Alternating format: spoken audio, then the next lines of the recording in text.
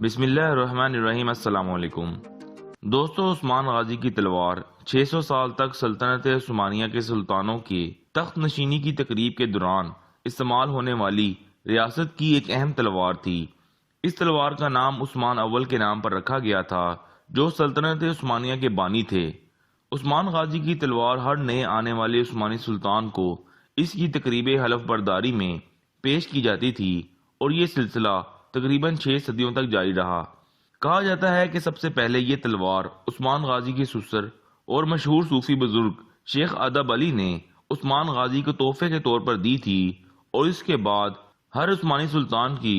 تخت پوشی کے وقت یہ تلوار نئے عثمانی سلطان کو پیش کی جاتی تھی، اور یہ دعا دی جاتی تھی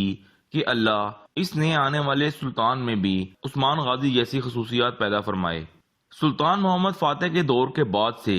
تخت نشینی کی یہ رسم حضرت ایوب انصاری کے مقبرے کے احاطے میں ادا کی جاتی تھی۔ حضرت ایوب انصاری ایک مشہور صحابی رسول ہیں جو 7ویں صدی عیسوی میں مسلمانوں کے قسطنطنیہ پر پہلے حملے کے دوران وفات پا گئے تھے۔ اس تلوار کو اگرچہ رسمی طور پر نئے عثمانی سلطان کو دیا جاتا تھا، لیکن اس طرح ہر نئے آنے والی سلطان کو اپنے 13ویں صدی کے آباء و اجداد سے جوڑ دیا جاتا تھا۔ کئی صدیوں تک غیر مسلموں کو حضرت ایوب انصاری مسجد میں داخلے اور تخت پوشی کی اس رسم میں شامل ہونے پر پابندی عائد تھی، اور یہ پابندی آخری خود مختار عثمانی سلطان عبدالحمید ثانی کے دور حکومت تک قائم رہی۔ لیکن 1909 میں سلطان عبدالحمید کے بعد آنے والے نئے عثمانی سلطان محمد پنجم نے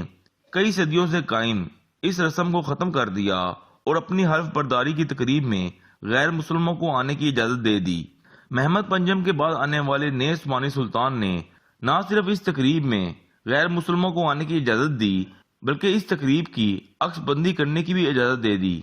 اور یہی عثمانی سلطان کی وہ تقریب حلف برداری تھی جس کی پہلی اور آخری بار عکس بندی کی گئی۔ 1922 میں سلطنت عثمانیہ کے خاتمے کے بعد اس تلوار کو ٹاپ کاپی میوزیم میں عثمانیوں کے شاہی ورثے کے طور پر محفوظ کر لیا گیا۔